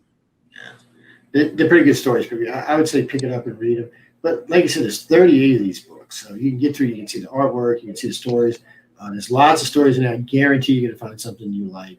I tell you what, Jennifer, I'll tell you what I'll do. You buy the book. If you don't find something in the book you like, you tell me, and I will buy the book from you. I'll buy it back from you. Okay, and I'll use it as a gift to give to somebody in the station. Matter of fact, I know there's quite a few people listening tonight. I'll do that for anybody who wants to give the book a try. I'll back it. If y'all buy it and go get the book, if you don't like the book, you write to me. My email's iCarlCox.net. Everybody knows that's all freaking creation. And I'll buy the books back from you, and I'll just give them away on the network. So you'll have no excuse not to try. That's all I'm saying. You have no excuse. Y'all know I am a word. Y'all all been listening to me for years. So go give it a try. And what you have to lose. Now, for me, I'll do it. I might feel a little trouble, but y'all know me be happy. I'm just saying. No, I'm serious. Anybody who's listening in chat or involved with this tonight, yes, if you want to go get the book and you decide for some reason you don't find something that you like, I'll buy the book back for you. Now, if you got the book for 6 months, no, it ain't going to happen because that means you found something you like and now you're just trying to get some money from Joe. No, we're not going to do that. But I will promise you, if in the first 30 days, if you don't like anything in that book, if you don't like something in that book, send it back to me. And I'll take it. And it's all available on Amazon too. If you don't have any place to go, you can always go to Amazon. It's on pretty much every Amazon store around the world. It's available everywhere. Well, I gave away a 37 and a 36 this year, and I know the people that got them loved it. No, they're great because they're great. People, they're short stories, so you can read them. You can sit down and read them and enjoy them. You don't have to read them all at once. You can go back and read them when you want to. So even if you read them all at once, most of them are worth reading more than once. Well, come on, y'all watch the same TV show 500 times, so I'm sure going back and reading the story more than once. Just be honest about that. No, really, guys. John and Emily, and while we're talking about this, so if y'all write and you win, you get to meet John and Emily. Oh yeah, I get to go hobnob with the rich and famous. There are a lot of good people going to be out there. There'll be a lot of other people who are winning. There might be somebody who's big shot that wins. Might be a little pony that wins. You never know who the winners are going to be. That's the best part. They could be serious writers. They could be beginner writers. You just never know because it's judged blind. So get out there and write. No, Chris, they don't care if you're gay. Just write the story. No, they don't. They're not even first off, even if they knew you by the name, how would they even know? Unless you wrote on there, "Hi, I'm gay. I'm Chris and I'm gay." How else would they know? But honestly, they don't care. No, they don't care.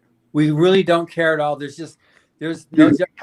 Look, if you look on YouTube and see the various events that we've had over the years, you'll see that there's been all types of people that have won the contest, and it's just. Oh yeah, it's based on merit. It's based on merit alone, and that's the purpose of it. And to make this even easier for y'all, if you can go to Writers of the Future, SoundCloud, or either one, John's page or my page, it doesn't matter, and you can actually see the people yourself for you. You can see winners, judges, the whole 9 yards, and you will see it's a very diverse group, male, female, different colors, different countries. You really can't ask for better than this. It's one of the reasons I get behind these guys and put my name behind them, just because I believe in what they do. And guys, I'm not big on believing in many people doing any damn thing. Let's just be honest about it. I'm a little bit tainted in my old age, so yeah, Chris, I'm older than I look. Thank you very much. No, really, I'm older than you think I am. That's for damn sure. But guys, go out, get the books, pay attention. If you know anybody over at People's Choice, tell them we love them. Yes, vote for us, all of us. I want to see. I'd rather see Writers of the Future win this year. I'd rather see him win than the rest of us. John deserves a win. They do a lot of good work, and Emily should win just because she puts up with John. So that's. Ladies, it's true. All guys are a pain in the ass. We don't even grow up. I'll be 80. I'll still be like I'm 14. Yeah. Well, sort of. Yeah, I can't help myself. Part of me is always going to be a kid. Part of me is an adult who wants to run 2 businesses and a research organization. But the other part of me still wants to be a kid. I can't help myself. I like to enjoy life. And I want. There will be none of that when I die going, oh, I wish I would have done this. Only thing will be is, I wish I had some more time. That would be that. Exactly. Sci-fi stories in English. Wait. Do I have a few? I do have a few sci-fi stories in English by my hand. Submit them, Justin. Oh yeah, look. Here. Let me, It goes, real quick. Justin, it's writersofthefuture.com. Right. I don't know if you got that. It's writersofthefuture.com. That's where you would submit it. And let's see right here. We'll put you back on share screen for a minute. And let's see, get the Chrome tab on there. Hit share. Oh, hit the actual thing. There we go. Look at that. There you are. See, let's go back over here so you can see. See writersofthefuture.com. Let's scroll up here. Enter writer contest. Where did it go? Am I going? Oh, there it is. Oh, no, it's illustrated. Anyway, y'all seen it. It was the one above it. I got fat fingeritis tonight. There you go, right there. Enter. There's contest rules. Click right here to enter. See the guy up there with the award? He looks very happy to meet people. He certainly was. He looks very happy to meet. So get out there. This is for the illustrators. So this is both of them. You can check it out. She looks very happy to me too.